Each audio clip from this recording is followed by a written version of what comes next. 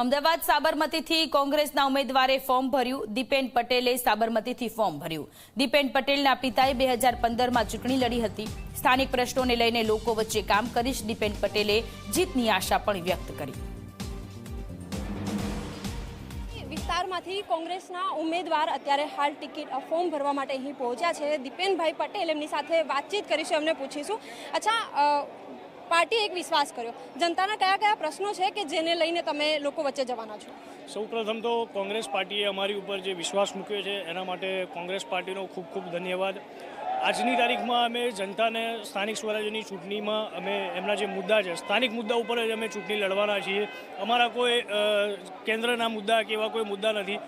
આજની તારીખમાં તમે ઘરની બહાર નીકળશો તો રોડ રસ્તા સારા નથી, પાણીની ઘણી જગ્યાએ પ્રોબ્લેમ છે, ગટરો ઉભરાઈને રોડ ઉપર રમી રહી છે। ક્યાંક ક્યાંક તમે જોશો તો તમને ક્યાંક સ્ત્રીઓની સુરક્ષામાં પણ ક્યાંક આજની તારીખમાં ગુજરાતની અંદર સવાલ ઊભો થાય છે। એટલે જેટલા પણ આજે અમદાવાદની અંદર સ્થાનિક મુદ્દા છે, અમારા સાબરમતી મોટેરા વિસ્તારની અંદર શાક માર્કેટનો મુદ્દો છે, મોટેરાની અંદર રોડ રસ્તાનો મુદ્દો છે, ગટરનો મુદ્દો છે, તો એ દરેક સ્થાનિક મુદ્દા ઉપર અમે આ સ્થાનિક સ્વરાજ્યની ચૂંટણી લડવાના છીએ અને જંગી બહુમતીથી અમે જીતવાના છીએ। આપના ફાધર પણ એક સમયે સ્થાનિક સ્વરાજની ચૂંટણી લડી ચૂક્યા છે, એટલે એ પણ અનુભવ મળ્યો હશે, પરંતુ આ બીજા કયા નવા મુદ્દાઓ હશે? કારણ કે અમદાવાદના ઘણા બધા લોકો છે જે ખાસ તો ટ્રાફિકના સમસ્યાથી ઘણા બધા લોકો પીડિત છે અને હજી પણ ઘણા બધા દાવાઓ કરવામાં આવે છે, કરોડોનું બજેટ છે, પરંતુ ક્યાંક વપરાતું ન હોય તે પ્રકારની બી સ્થિતિ જોવા મળી। કયા એવા ખાસ મુદ્દાઓ છે જેને લઈને આપ એએમસીમાં જશો? ખાસ મુદ્દા તો સાબરમતી વોર્ડની અને મોટેરા વિસ્તારની હું વાત કરું તો અમારા સાબરમતીની અંદર સારી સ્કૂલોની અત્યારે હાલ બહુ જ કમી છે। રોડ રસ્તા તો ત્યાં સારા નથી જ, પણ એક શાક માર્કેટની પણ કમી છે। સાબરમતી વિસ્તારની અંદર પોતાનું આજે શાક માર્કેટ નથી અને એવા ઘણા એવા ખરા મુદ્દા છે કે નર્સરી વિસ્તાર છે, તો નર્સરી વિસ્તારની અંદર પાણીની બહુ જ મોટી સમસ્યા છે। કોર્પોરેટરને લોકો અરજીઓ કરીને થાકી જાય છે, ઉમેદવાર ધારાસભ્યોને અરજી કરીને થાકી જાય છે, પણ ચોખ્ખું પાણી, પ્રેશરથી પાણી નથી મળી રહ્યું। એટલે અત્યારે હાલ બહુ જ મોટી પ્રોબ્લેમ એ છે નર્સરીની અંદર કે પાણીનો પ્રોબ્લેમ છે। બીજું કે ઝૂંપડપટ્ટીની અંદર જે વસાહતો હમણાં જે સ્ટેડિયમની આજુબાજુનો જે વિસ્તાર છે એને ડેવલપમેન્ટના નામે કીધા વિના, કોઈ પણ મકાનો સામે ફાળવ્યા વિના મકાનો તોડી દેવામાં આવ્યા। એટલે જેટલા પણ બિચારા નીચલા વર્ગના, ગરીબ વર્ગના જેટલા પણ વ્યક્તિઓ હતા એ બધા જ આજે રોડ ઉપર આવી ચૂક્યા છે। એટલે એ બધા જ અમારા માટે મુદ્દા મહત્ત્વના છે।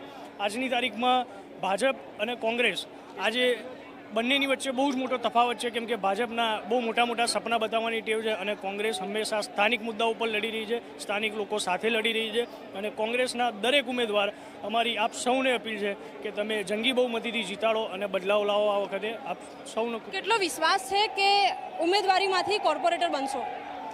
અમને પૂરો બેન વિશ્વાસ છે, કેમ કે આજને અમે જે પ્રમાણે રેલી લઈને અહીંયા આવ્યા છીએ, એક કહી શકાય કે રેલી નહીં પણ એક રેલો હતો। એટલે આજની તારીખમાં અમે જે વિશ્વાસ લોકોનો અમારા ઉપર જોયો છે અને ચોક્કસથી અમને વિશ્વાસ છે કે સાબરમતી મોટેરા વિસ્તારના લોકો અમને ચારેય ઉમેદવારને જંગી બહુમતીથી જીતાડશે અને અમે એમનું જે પણ એમની સમસ્યા હશે, જે પણ એમની અમારા જોડે વાતો હશે, અમે માત્ર ખાલી વાતો નથી કરવાના, અમે કામ કરીને બતાવીશું, કેમ કે અમે પોતે પણ બદલાવ માગીએ છીએ, વિકાસ માગીએ છીએ। ખૂબ ખૂબ ધન્યવાદ। બિલકુલ, દીપેન પટેલ કે જેઓ એક યંગ ચહેરો છે સાબરમતી વિસ્તારમાંથી, કોંગ્રેસે તેમને ઉમેદવાર તરીકે આગળ ફોર્મ ભરવા માટે અહીં સુધી પહોંચાડ્યા છે અને હવે તેમને વિશ્વાસ છે કે જનતા તેમને વોટ આપીને કાઉન્સિલર બનાવશે। કેમેરામેન તુષાર શાહ સાથે સપના શર્મા, ઝી 24 કલાક, અમદાવાદ।